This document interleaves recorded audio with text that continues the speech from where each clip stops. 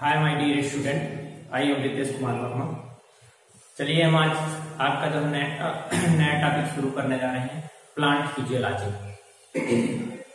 जैसा कि plant physiology में आप लोग ये चीज देखेंगे, मतलब देखते हैं कि जैसे इसमें जो है अनेक प्रकार के प्लांटों में फिजियोलॉजी प्रोसेस होता है। आप कह सकते हैं फोटोसिंथेसिस, ठीक है, या प्रकाश संश्लेषण और रिस्पायरेशन, ट्रांसपोर्टेशन और भी जो मतलब हार्मोनल एक्टिविटीज, ये सब चीजें होती हैं। तो हम इसमें जो है सबसे पहले शुरुआत करते हैं ट्रांसपोर्टेशन से या ट्रांसपोर्ट, ठीक है, ट्रांसपोर्टिंग या ट्रांसपोर्टेशन इन प्लांट या पादपों में परिवहन की प्रक्रिया की बात करते हैं।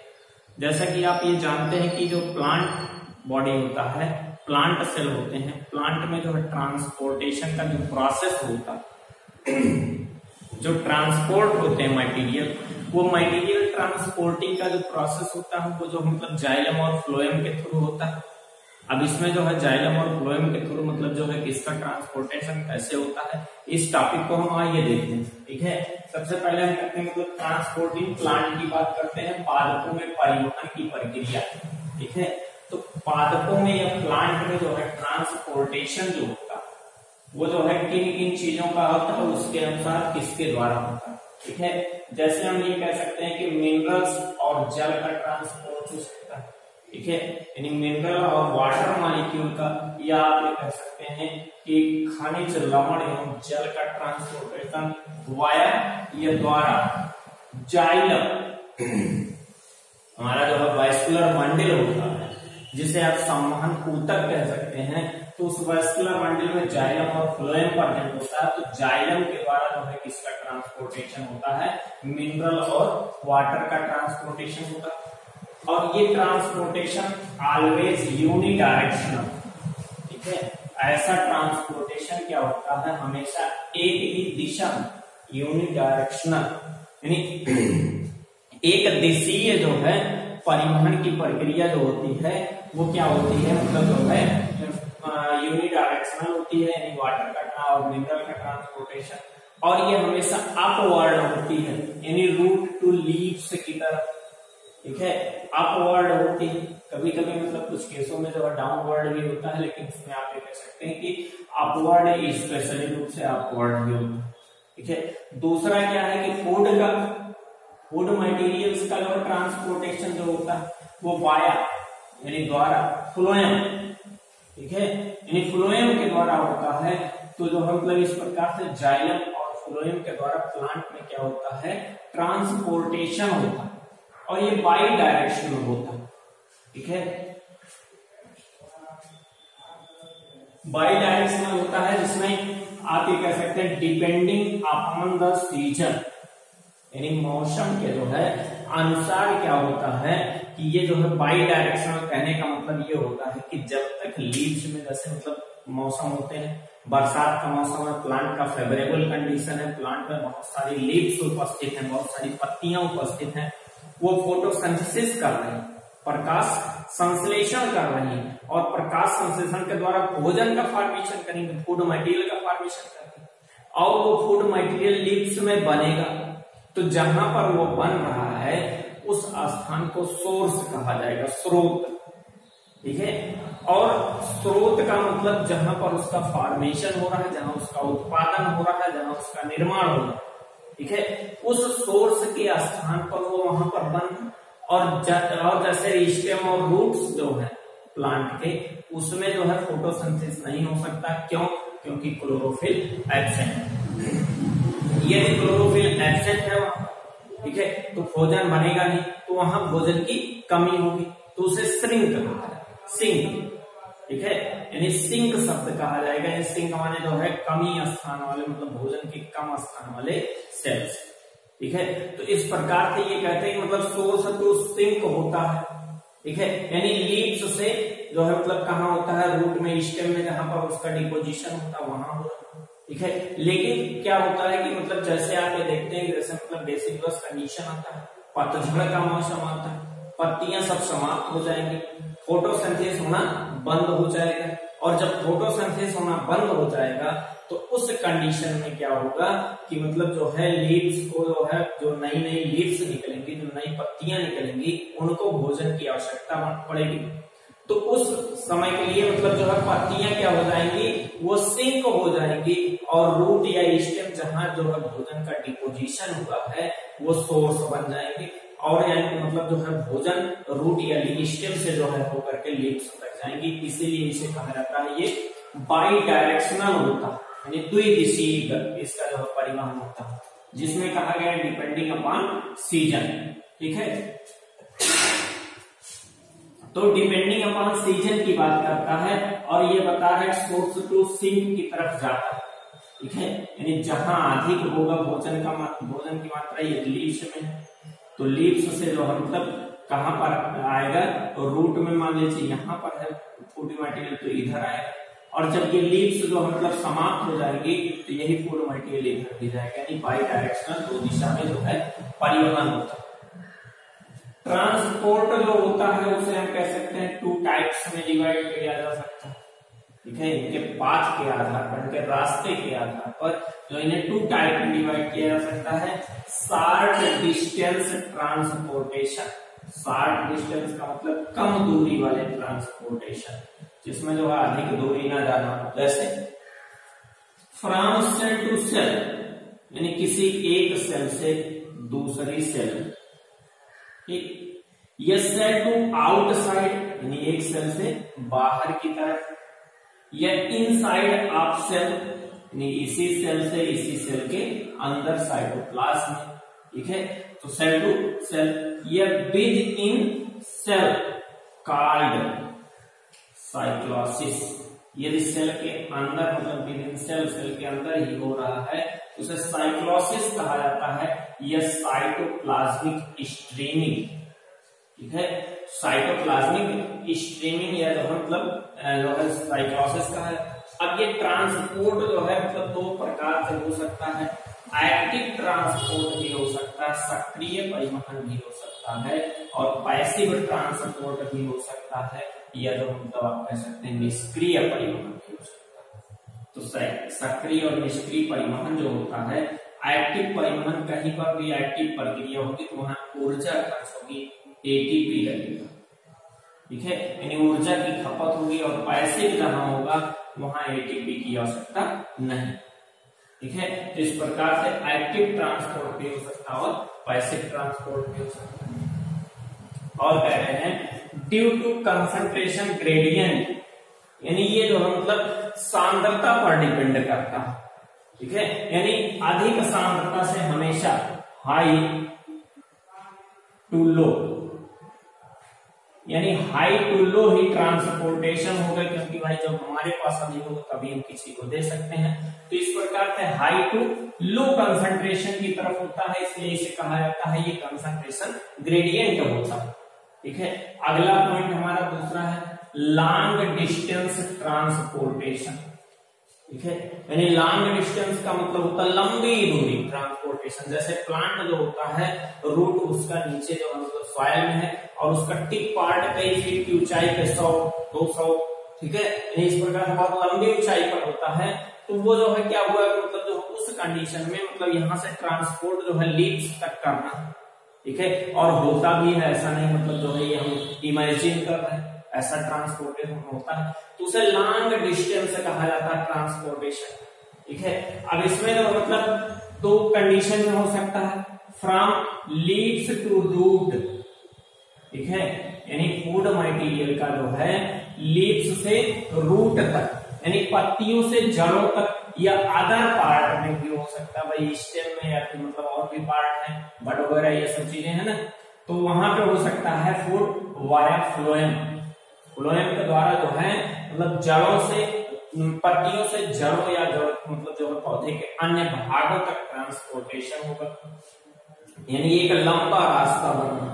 ठीक है, दूसरा क्या हो सकता है मतलब जो है from root to leaves and other parts, किस चीज का, वाटर एंड मिनरल्स का वाया जाइलम, यानी जो है जाइलम के द्वारा जल तथा खनिज लवण का जो है ट्रांसपोर्ट या आप कह सकते हैं परिवहन।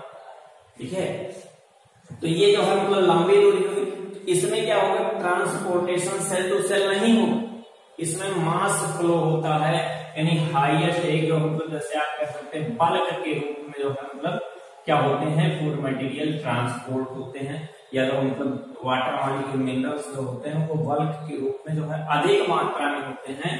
यहाँ पे लिखा गया है transport of mass due to pressure gradient known as translocation, यानी एक जो है मतलब मास प्रेशर डेवलप होता है, या जो आप ये कह सकते हैं कि जो मतलब जो है उनका मतलब जो पदार्थ होते हैं उन पदार्थों का दाब उत्पन्न होता है, यानी जो मतलब ये प्रेशर ग्रेडियंट होते हैं, यानी दाब पर आधारित जो ट्रांसपोर्टेशन होते हैं, जिससे बहुत तेजी से ट्रांसपोर्टेशन होता है, और इस ट्रांसपोर्टेशन को जो है क्या कहा जाता है, ट्रांसलोकेशन कहा जाता है। ठीक है, जब मास के आधार पर किसी चीज का या अधिक मात्रा में एक साथ किसी का जो मतलब एक स्थान से दूसरे स्थान ट्रांसपोर्ट हो, तो उस कंडीशन को क्या कहा जाता है, ट्रांसलोकेशन। अगला देखिए ट्रांसपोर्ट, जो अभी बताया गया था एक्टिव और पैसिव। एक्टिव टाइप ट्रांसपोर्ट में क्या है, ये low concentration to high concentration की तरफ होता है। ठीक है भाई, एक सेल में कंसंट्रेशन लो है और दूसरे में हाई है, तो हाई से लो की तरफ, लो से हाई की तरफ जो है मतलब पदार्थों का जो है क्या होगा, मूवमेंट होगा, तो इसे जो मतलब क्या कहेंगे, एक्टिव ट्रांसपोर्ट कहा जाएगा। और ये अप हिल ट्रांसपोर्ट के नाम से भी जाना जाता है, अप हिल, और इसमें यूज होता है एटीपी। ठीक है, यानी एटीपी का यूज होता है। और जैसे इसमें एग्जांपल आपको बताया जा सकता है सोडियम पोटेशियम पंप। ठीक है, सोडियम पोटेशियम पंप में क्या है कि जैसे हमारे जो हमारी सेल्स होती हैं उसमें क्या होता है, पोटेशियम जो होता है अंदर अधिक होता है। ठीक है, और बाहर पोटेशियम क्या होता है, जो सेल का प्लाज्मा है और ये टिश्यू फ्लूइड है, ये टिश्यू फ्लूइड है, और ये जो है मतलब क्या कह सकते हैं, मतलब जो है साइटोप्लाज्म है। ठीक है, और सोडियम जो होगा, ठीक है, सोडियम जो होगा ये यहां पर जो मतलब टिश्यू फ्लूइड में सोडियम और क्लोरीन जैसे आयनों की अधिकता, और अंदर जो है सोडियम क्या है, लो। ठीक है, तो इस कंडीशन में क्या होगा कि अंदर से 2 सोडियम बाहर आएगा,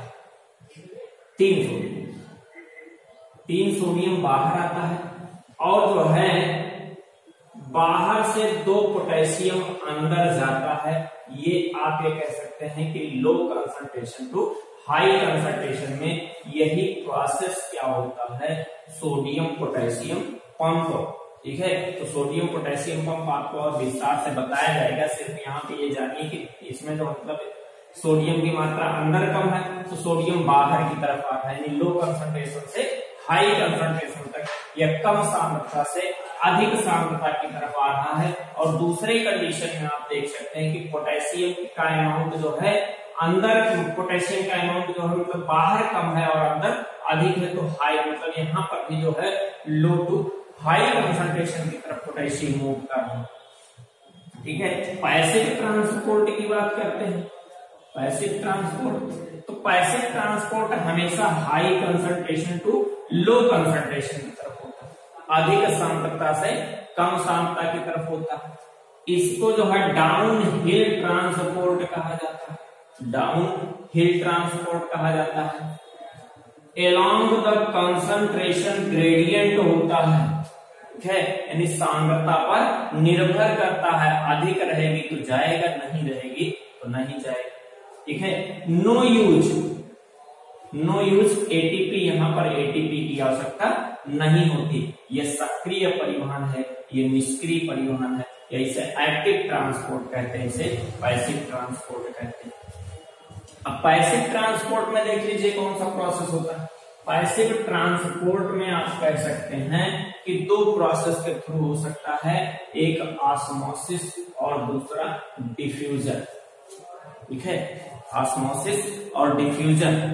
ऑस्मोसिस, जैसा कि आप लोग ये चीज कहते हैं, ऑस्मोसिस जो है उल्टा होता है डिफ्यूजन, तो तो उल्टा नहीं होता है, सेम है। आप ये कह सकते हैं ऑस्मोसिस इज द जो है स्पेशल टाइप ऑफ डिफ्यूजन, ठीक है।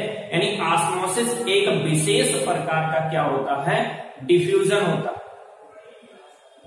ऑस्मोसिस एक विशेष प्रकार का क्या होता है, डिफ्यूजन होता है। जैसे ऑस्मोसिस में क्या होता है कि मैटर के जो है पदार्थ के तीनों स्टेज में ऑस्मोसिस हो सकता है, जैसे liquid, solid, gaseous, ions, molecules, इन सबका जो है high concentration to low concentration, यानी अधिक सांद्रता से कम सांद्रता की तरफ जो है मतलब मूव करना क्या होता है, इसमें क्या होता है मतलब कि जो है इसी को क्या कहा जाता है, डिफ्यूजन कहा जाता है। ऑस्मोसिस क्या है, ऑस्मोसिस जो होता है ये ट्रांसपोर्ट ओनली H2O या सॉल्वेंट मॉलिक्यूल, ठीक है, यानी विलायक के अणु अथवा जल की बात हम करते हैं, जल ही जो होता है ये जो मतलब अपने अधिक सांद्रता से कम सांद्रता की तरफ या high concentration to low concentration की तरफ मूव करता है।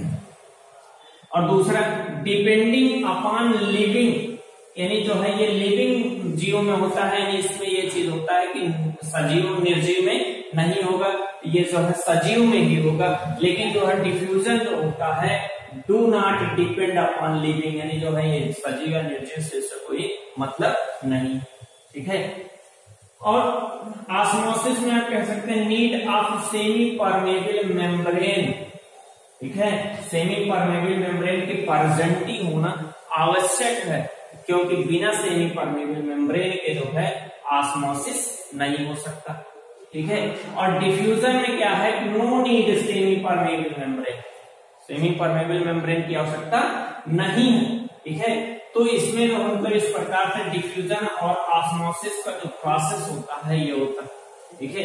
अब डिफ्यूजन जो होता है ये दो प्रकार से हो सकता है, सिंपल डिफ्यूजन या फैसिलिटेटेड डिफ्यूजन, ठीक है। साधारण डिफ्यूजन में क्या होता है, अगर साधारण का मतलब है कि जैसे मतलब जो आप कह सकते हैं no need of carrier protein, जो प्लाज्मा मेम्ब्रेन होगा, प्लाज्मा मेम्ब्रेन का स्ट्रक्चर आप लोग बनाए होंगे इस प्रकार का, जैसे लिपिड बाइलेयर प्रोटीन्स, ये सब प्रोटीन चैनल का फॉर्मेशन करती है, ठीक है, जिन्हें कैरियर प्रोटीन कहा जाता है, जिसके थ्रू जो है कोई भी मैटर अंदर की तरफ जाता है, ठीक है। तो ये जो मतलब इनकी आवश्यकता जो है इनके लिए सिंपल डिफ्यूजन में नहीं होती है, क्यों, क्योंकि ये ऐसे मॉलिक्यूल का जो है डिफ्यूजन होता है जो लिपिड सॉल्युबल होते हैं या लिपोफिलिक होते हैं, यानी अब प्लाज्मा मेम्ब्रेन में हमारे हाईएस्ट अमाउंट में लिपिड है, यदि लिपिड में सॉल्युबल है तो जैसे ही प्लाज्मा मेम्ब्रेन के पास जाएंगे वो लिपिड में घुल जाएंगे, और जब घुल जाएंगे तो उसके बाद उसे अंदर ले लेगा, आसानी से वो अंदर चले जाते हैं, ठीक है। यानी लिपिड सॉल्युबल या लिपोफिलिक, यानी जो है मतलब जो आप कह सकते हैं वसा स्नेही होते हैं, वो जो है क्या होते हैं कि लिपिड के थ्रू जो है आसानी से अंदर चले जाते हैं, किसी कैरियर प्रोटीन की आवश्यकता नहीं है। ये नॉन पोलर मॉलिक्यूल होते हैं, इसमें कोई पोल नहीं होता है, पॉजिटिव या नेगेटिव पोल नहीं होते हैं, नॉन पोलर होते हैं। और फैसिलिटेटेड का मतलब इसे फैसिलिटी चाहिए, ये स्पेशल है, और इस स्पेशल मॉलिक्यूल को जो है फैसिलिटी चाहिए, बिना फैसिलिटी के ये जा ही नहीं सकता, यानी इसके लिए जो है कैरियर प्रोटीन की आवश्यकता होगी, बिना कैरियर प्रोटीन के इंटर नहीं कर सकता, ठीक है। ये पोलर मॉलिक्यूल होते हैं, ये जो मतलब इनमें पॉजिटिव नेगेटिव पोल्स होते हैं, पोलर मॉलिक्यूल होते हैं, और हाइड्रोफोबिक होते हैं, जल स्नेही होते हैं। अब यदि ये जल स्नेही है तो लिपिड जो होता है हाइड्रोफोबिक, मतलब जो है लिपिड क्या होता है, ये हाइड्रोफोबिक होते हैं, मतलब जो है जब इस प्रकार से जो है हाइड्रोफोबिक या हाइड्रोफिलिक,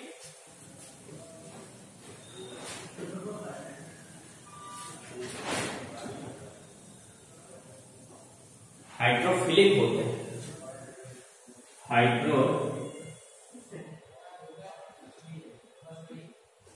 हाइड्रोफिलिक होते हैं, जल स्नेही होते हैं, जिसके कारण से जो है ये मतलब जो है जो हाइड्रोफिलिक होगा तो वो जो है मतलब उसका मतलब लिपोफोबिक हो जाएगा, यानी मतलब लिपिड से उसका जो है कॉम्बिनेशन नहीं बनेगा, इसलिए इसे जो है मतलब प्रोटीन चैनल की आवश्यकता होती है। अब इसमें भी टू टाइप्स होते हैं, जैसे पोरिन प्रोटीन और जो है एक्वा पोरिन प्रोटीन, ठीक है। फोरेन प्रोटीन जो होता है ये जो है मतलब जैसे आप ये कह सकते हैं फोरेन प्रोटीन कहाँ प्रेजेंट होते हैं, outer membrane of mitochondria, plastid gram negative bacteria, ठीक है। और एक्वापोरिन कहाँ होते हैं, एक्वापोरिन जो होते हैं वो वाटर चैनल का डेवलपमेंट करते हैं, ठीक है। 8 एक्वापोरिन प्रोटीन मिल करके वाटर चैनल का मतलब फॉर्मेशन करते हैं और वाटर के ट्रांसपोर्टेशन में हेल्प करते हैं, ठीक है। तो इस प्रकार से मतलब जो है ये ट्रांसपोर्टेशन के कुछ पॉइंट थे। थोड़ा सा और पॉइंट है मतलब कि जो है फैक्टर इफेक्टिंग ऑफ डिफ्यूजन की बात हम कर लेते हैं कि फैक्टर इफेक्टिंग ऑफ डिफ्यूजन क्या होता है। जैसा कि हम एक पॉइंट देख लेते हैं कि जो मतलब factor affecting of diffusion rate, ठीक है, यानी जो मतलब जो डिफ्यूजन का रेट होता है उसको कौन कौन से फैक्टर जो है अफेक्ट करते हैं, यानी किस कारण से जो है वो परिवर्तित होता है। तो ऐसे पहला पॉइंट कहा जाता है साइज ऑफ मॉलिक्यूल की बात करें, यदि मॉलिक्यूल की साइज जो है छोटा होगा तो जो है मतलब डिफ्यूजन जो है फास्ट होगा यानी अधिक हो जाएगा, यदि रेट उसका साइज बड़ा होगा तो डिफ्यूजन स्लो हो जाएगा, ठीक है। तो इस प्रकार से मतलब जो है फैक्टर जो साइज होता है साइज पर भी जो मतलब डिफ्यूजन रेट जो है डिपेंड करता है। कंसंट्रेशन ग्रेडियंट होता है, यदि हाई कंसंट्रेशन है तो फास्ट होगा, फास्ट मतलब फास्टर वर्क करेगा, और यदि लो मतलब जो कंसंट्रेशन कम होगा तो लो हो जाएगा या रुक जाएगा, ठीक है।